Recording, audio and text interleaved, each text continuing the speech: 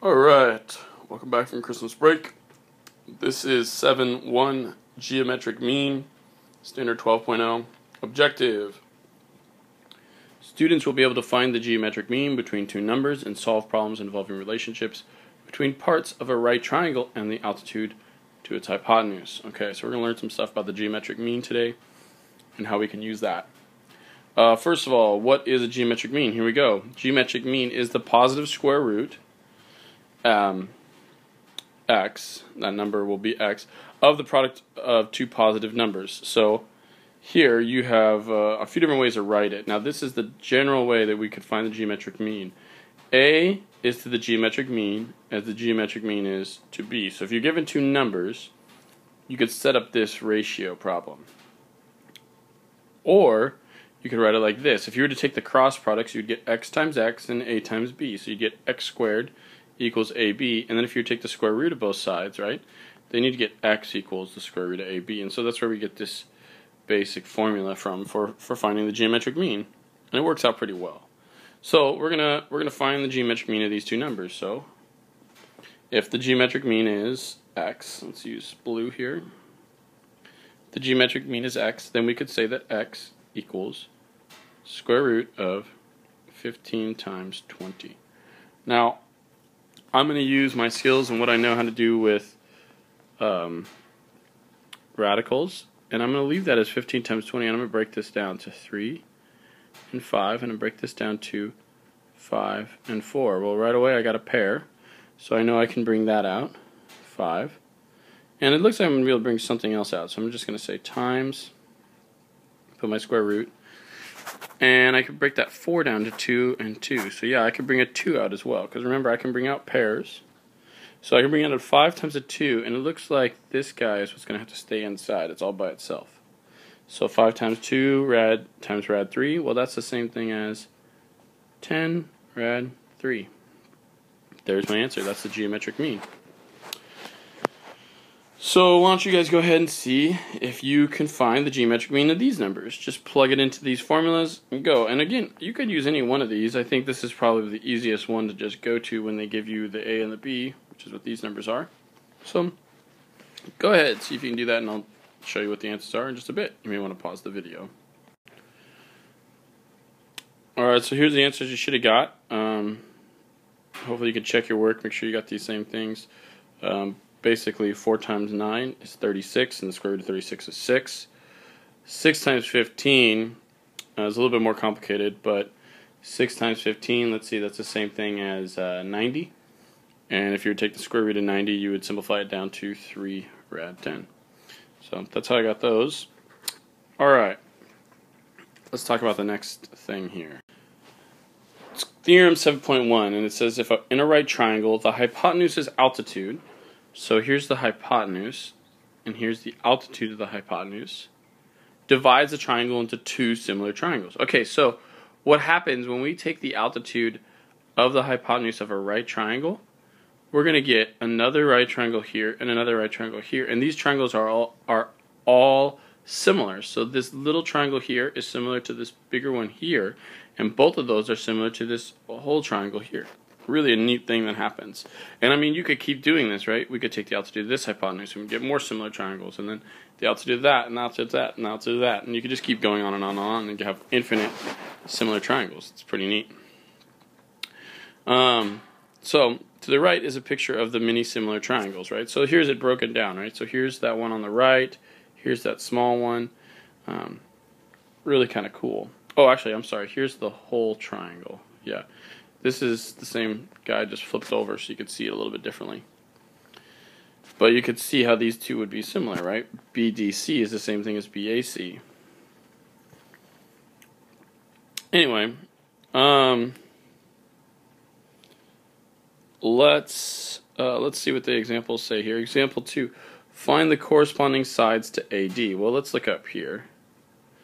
AD is the shorter leg of this right triangle, so that would be BD and AB of this whole triangle. So let's write that. BD and AB. Alright, so why don't you guys see if you could find, I'll help you find one of them. But now we want to find the corresponding sides to AC. So here's AC. Okay, that's the hypotenuse. So now we're going to find the hypotenuse of these little triangles. Okay, so I see in this little triangle the hypotenuse is AB. See if you could find the other ones. If you said BC, you are correct. Alright, and lastly, find the corresponding sides to BC. I'm going to let you guys try this on your own. So pause the video if you want, and then I'll put the answers up there.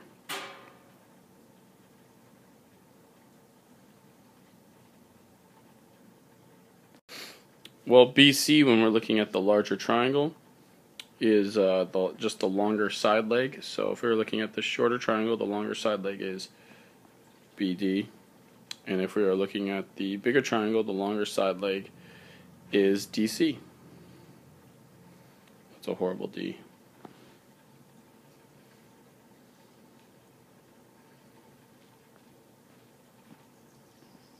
Let's try that again.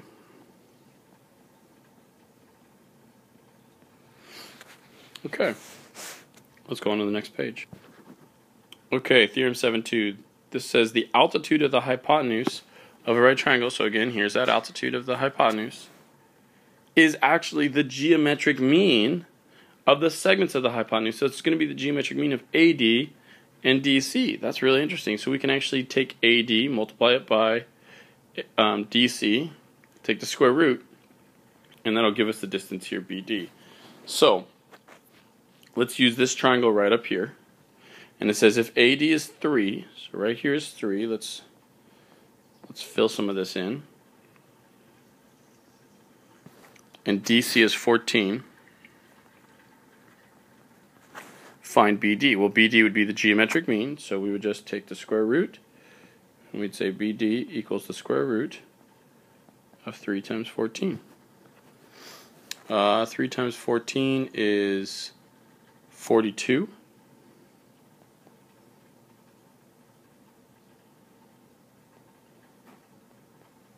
And that really can't be simplified, I don't think. Let's see. I could break it down to 21 and 2 and 3 and 7, and those are all prime numbers. So that's the answer right there, 42. That's all it took.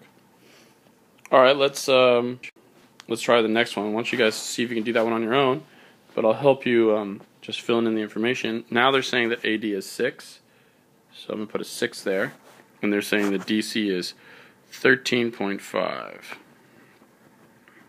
So now try and find BD. Your process is going to be the same, just different numbers, so give it a shot.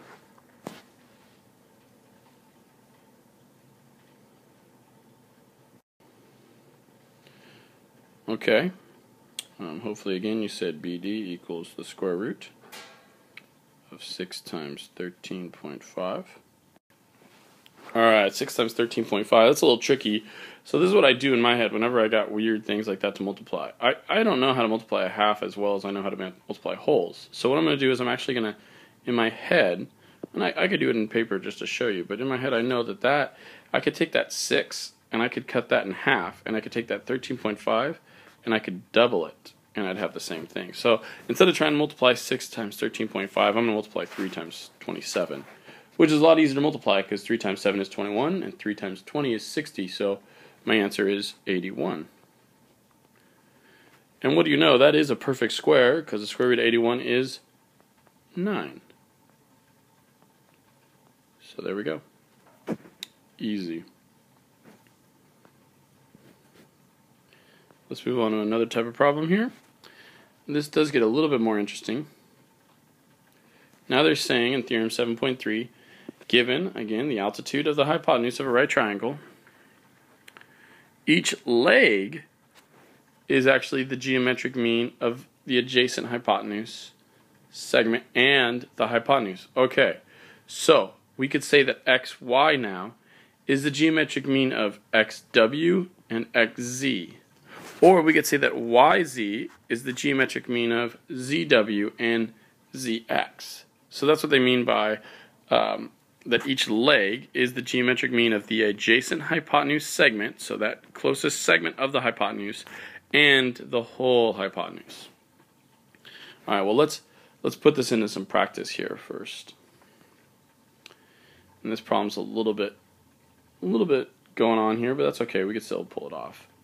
It says, at the parking lot of a state park, the 300-meter path to the snack bar. Okay, so we could just go ahead and write that this is 300 meters, right? Because from the parking lot to the snack bar is 300 meters.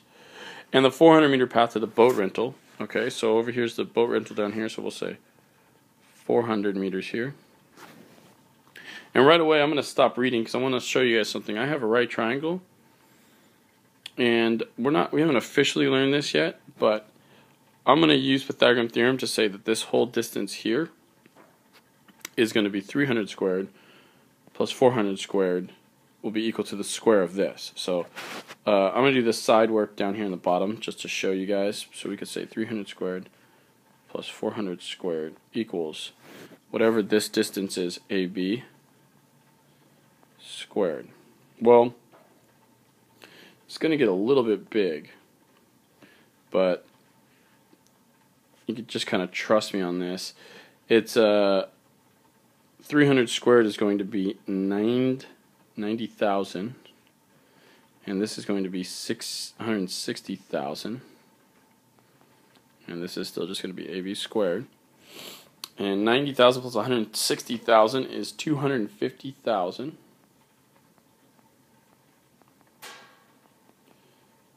And if I wanted to take the square root of both sides, I could. And the square root of 250,000 is actually 500. You could check it for yourself if you want. Really, all I did there is I saw all these zeros, and I just kind of ignored them, and I just said, what's the square root of 25 times 1,000? Because the square root of 1,000 is 100. The square root of 25 is 5, so that's how I got 500. But you can check my work in a calculator if you want, but that's what I did. Okay. Now that being said, this side here is 500 meters. That's going to be really important to solve this problem. That's why I wanted us to do that real quick. All right.